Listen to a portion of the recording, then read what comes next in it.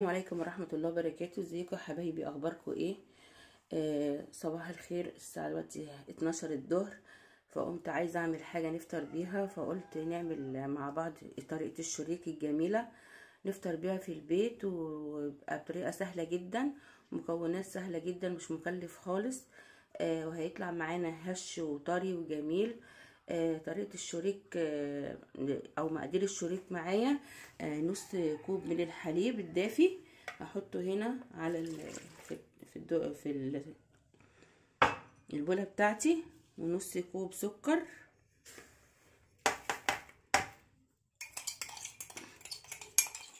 نص كوب من السكر، ونص كوب من المية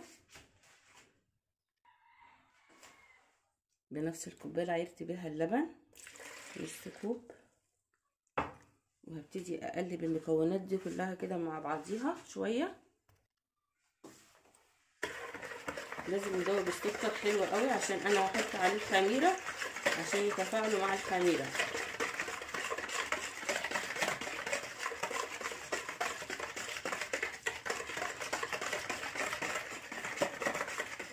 دلوقتي هضيف معلقه صغيره من الخميره مليانه كده، وهبتدي اقلب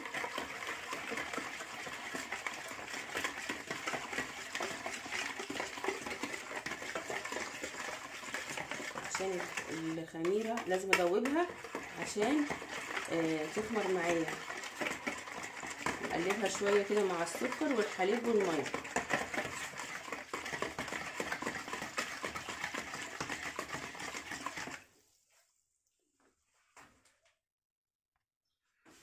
وهنا نص كوبايه زيت ننزل بيهم كده بكل المكونات السايله يا حبايب قلبي مع بعضيها. ننزل بقى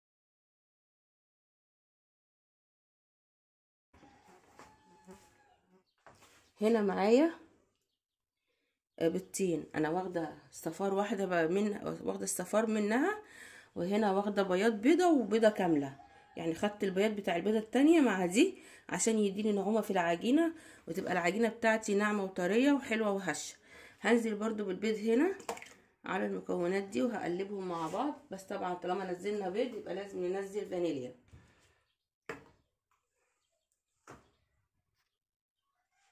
معايا هنا الفانيليا السايله، هنزل بيها كده حبه عشان زفرت البيض، وهقلب لحد ما البيضه برضو تدوب معايا في قلب المكونات دي خالص.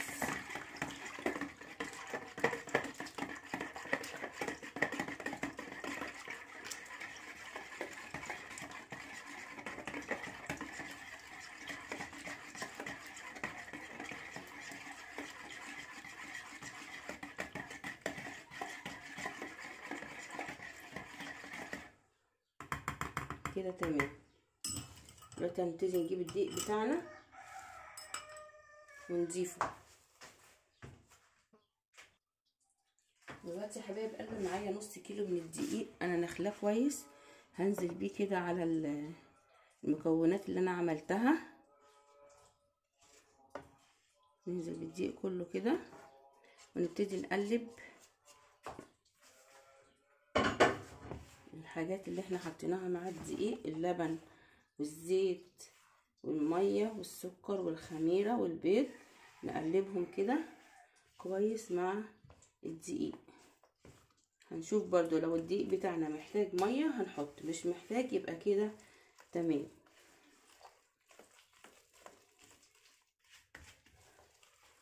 ولو لقينا محتاج دقيق برضو هنحط له.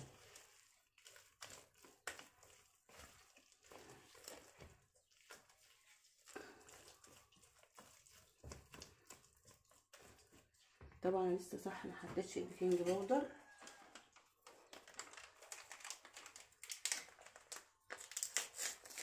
معلقه صغيره بيكنج باودر كده على الدقيق، نسيت احطها مع الدقيق قبل ما اقلبه. ونص معلقه من الملح،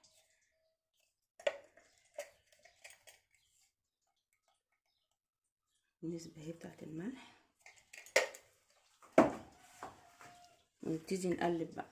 لو حسيت ان الدقيق بتاعي العجينه بتاعتي طريه، ممكن ازود شويه دقيق صغيرين كده. احنا مش هنحط سوائل تانية خالص، انا عايزاها عجينه طريه وفي نفس الوقت ما بتلزقش في الايد.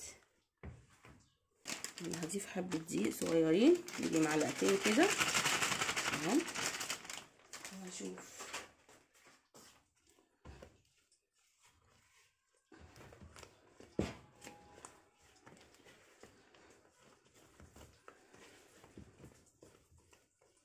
كده. عايز شويه دقيق تاني برضو، مش كل دقيق يا جماعه، في دقيق بياخد المكونات اللي انا حطيتها الاول وفي دقيق ما بياخدش، فانا هزود برضو معلقتين تاني دقيق او 3.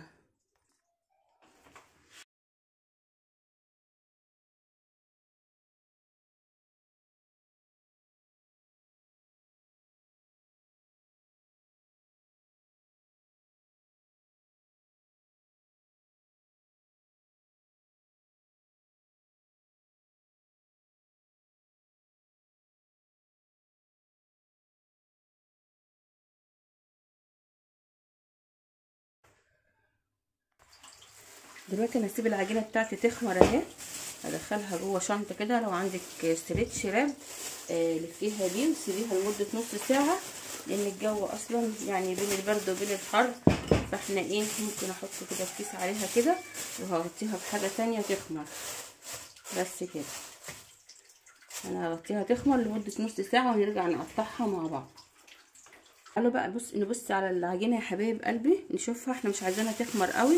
انا بص اهي برضو بدات تخمر اهي، طالما ايديا بتغرس فيها كده يبقى كده بدات تخمر. انا هبتدي اقطعها قطع قد اكبر من البيضه بشويه كده، عشان انا مش عايزه الشريكه معايا تبقى كبيره. وطبعا احنا لسه هنسيبها بعد ما نشكلها، هنسيبها تخمر تاني، فاحنا مش عايزينها تخمر معانا قوي. بسم الله. ناخد كده قطعه عجينه قد حجم البيضه واكبر شويه يعني.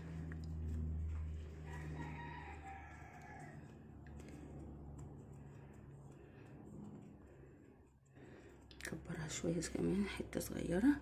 ايوه الحجم ده كده، شايفين يا حبايب قلبي؟ فيها تلزيقه بسيطه كده، ده اللي انا عايزاه عشان الشريكه بتاعتي تطلع مظبوطه.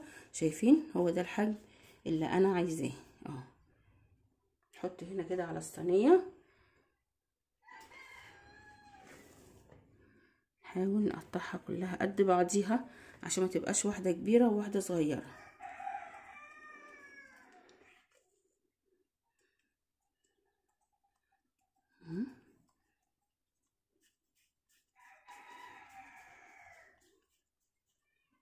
قد بعض اهو. هقطع بقى بقيه الكميه كلها كده. شايفين الاتنين حجمهم قد بعض؟ هقطع بقيه الكميه كلها كده وارجع لكم عشان ما اطولش عليكم الفيديو.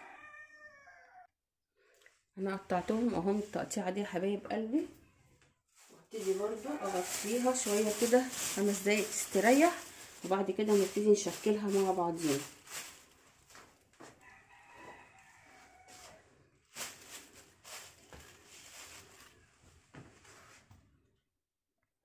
دلوقتي يا حبايب قلبي انا هبتدي اجيب بقى العجينه اللي احنا عملناها اول واحده وابتدي افردها. انا قربت الكاميرا اهو عشان خاطر تشوفوا معايا. بسم الله الرحمن الرحيم. دي اول واحده انا عملتها. ناخدها كده، بصوا يا حبايب قلبي، نبططها كده زي القرصه، نفردها كده.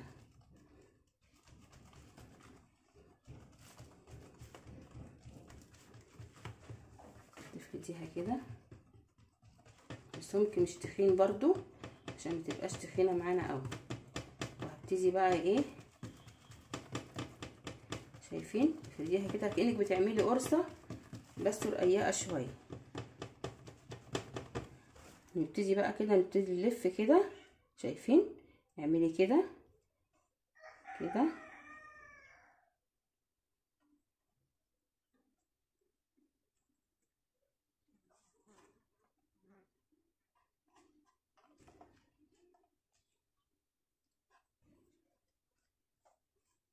شايفين؟ اعملوا بقى كده كأننا بنعمل رغيف فينو صغنن بالظبط كده اهو. شايفين المنظر اهو؟ وهبتدي اجيب صينيه تانية هركن عليها اللي انا عملته ده، بس تقفليها كويس قوي كده عشان ما يفتحش مننا، وبعد ما يخمر شويه وهبتدي ايه نشوف هنعمل ايه بقى فيها تاني. الصينيه بقى اللي انا جبتها اهي هبتدي احط عليها العجينه بتاعتي برضو، وهغطيها لحد ما اخلص الكميه اللي معايا دي كلها، وهنرجع ليها تاني. هناخد كمان واحده نفس المنظر. ما تكبروش العجينه يا جماعه عشان تطلع معاكي الشريكه حلوه كده، لان هي لسه هتخمر حجمها هيتضاعف، فما تبقاش معاكي تخينه ومش حلوه. اهو شايفين المنظر اهو، المنظر ده كده. هبتدي برضو الف نفس اللفه اللي انا عملتها في الاولانيه اهو، شايفين الجمال اهو. تيجي بقى انت كده افردي، حسيتي ان العجينه من قدام تخينه افردي وانت بتعملي كده اهو اهو. شايفين عملناها زي رغيف الفينو الصغير، وهنبتدي نضم برضو ده كده ده كله كده على بعض اهو. شايفين انا عملت لكم بايد واحده عشان تبقى باينه، عشان مكان التصوير عندي محدود، معلش انا اسفه. مش هعرف يعني اوريكم اكتر من كده اهو. شايفين المنظر انا لفيتها اهو، وخليهم كلهم قد بعضيهم عشان ما تبقاش واحده كبيره وواحده صغيره. وهرجع معاكم بقى اما اكمل بقيه الكميه. بصي يا حبيبه قلبي، انا عايزه اعرفك انا ليه بعملها كده، عشان اللفه اللي انا بلفها دي بتدينا توريقه في العجينه من جوه، يعني بتبقى مورقه كده وهشه، ما بتبقاش مثلا ممكن اعملها على طول ابرمها على طول، لا. دي اللفه اللي انا بعملها دي بتخلي العجينه من جوه مورقه وهشه وجميله، زي ما انا بوريكم كده اهو. برضو اهي قلت اوريكم برضو كمان واحده عشان ايه تبقوا عارفين انا بعمل ايه كويس اهو. شايفين؟ حاولوا بقى تسووها كلها كده اهو. شايفين بنفس المنظر حبايب قلبي كده، هتطلعي احلى شريك من ايدك الحلوه يا قمر. بصي اهو، واركنها مع اللي انا عملتهم قبل كده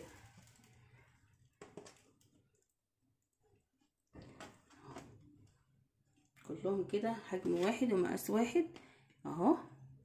هبتدي بقى اغطيهم واسيبهم لحد ما اخلص بقيه الكميه، ونرجع ناخد اول واحده برضو احنا عملناها.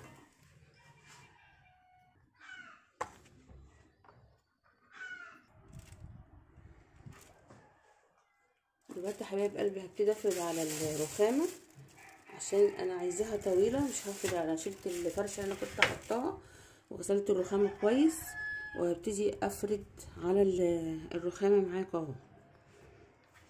بصوا قفلوها بردك كويس قوي كده وامني عليها قبل ما تلفيها. عايزاكي بقى تلفي تخليها رفيعه جدا، احنا ايه هنلف نخليها رفيعه جدا جدا.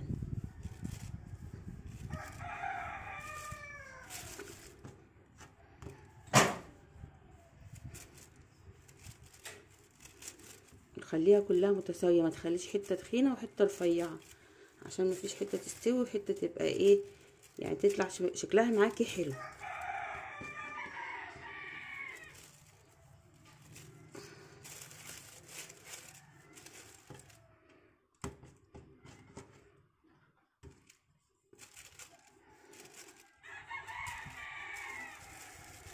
شايفين انا خليتها طول ايه، والرفع بتاعها كله زي بعضه.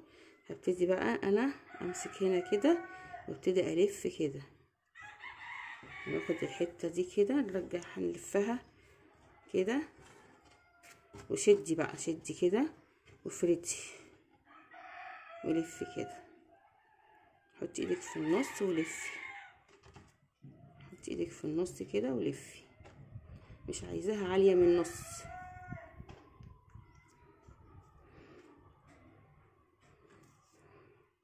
ودي نحطها من تحت كده.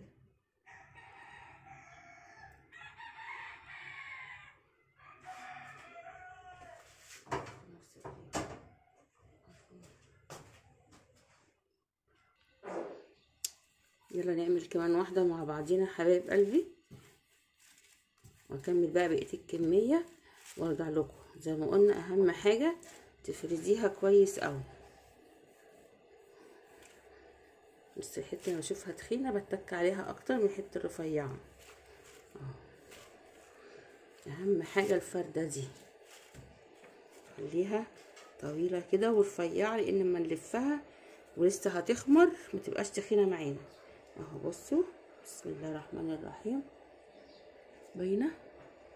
معلش الرنج لايت عندي بايظ، مش عارفه والله اصور خالص. بصوا حبيبه قلبي، خلي فيه فراغات كده وشدي. لو حسيتي ان حته في تخينه كده شدي، ما تلزقهاش قوي ببعضيها. دي الحته دي عملت معانا كده اهو.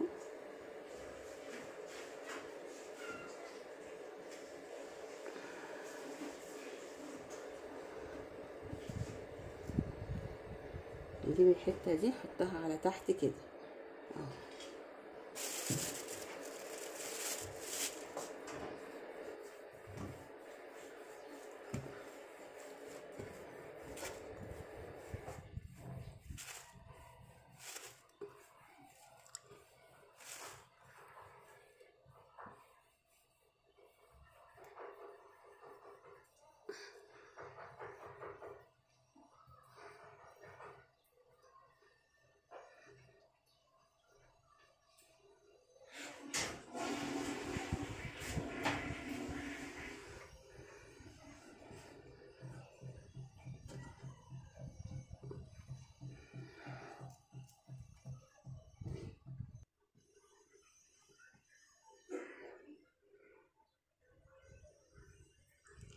شايفين اللفه اهو. انت ممكن بقى لو عايزه تكبري زياده عن كده كبري، انا عايزاها صغيره كده. انت عايزه تكبري القرصه بتاعتك عن كده او الشريكه بتاعتك عن كده كبريها. دلوقتي حبايب قلبي شايفين المنظر جميل ازاي؟ انا سيبته بقى يخمر شويه، وبعد كده معايا صفار البيضه اللي احنا كنا شايلينه، حطيت عليها معلقتين لبن وفانيليا، وهبتدي ادهن الوش بالراحه كده عشان ده اللي بيدي اللون الجميل للشوريك بتاعي.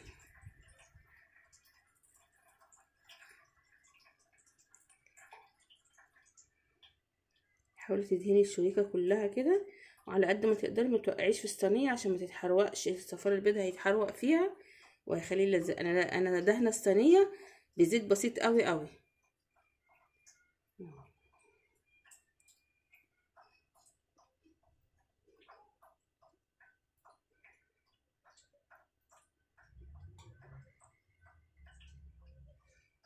كله كده ندهنه كله كده بالمنظر ده.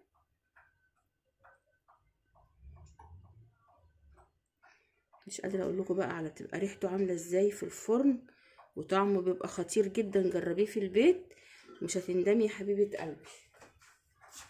دلوقتي هنجيب حبه سكر وهنرش على الشريك بتاعنا برضو سكر، حاجات بسيطه كده.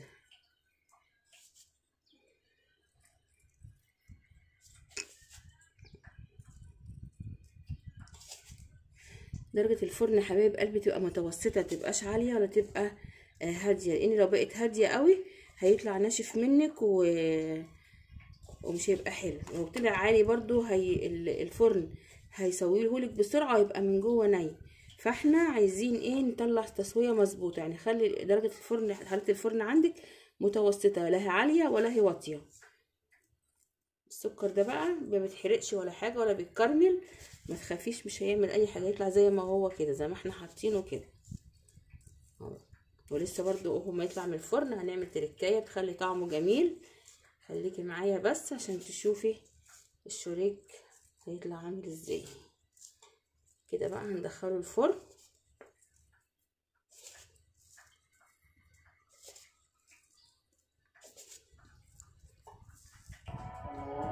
الشريك بتاعنا اهو يا حبايبي بعد ما طلع من الفرن، شايفين الجمال والحلاوه.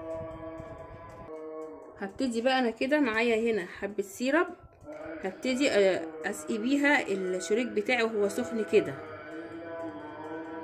يعني ايه هو سخن لسه مطلعاه من الفرن اسقي بيه. الشريكيه بتاعتك بقى ريحتها تحفه.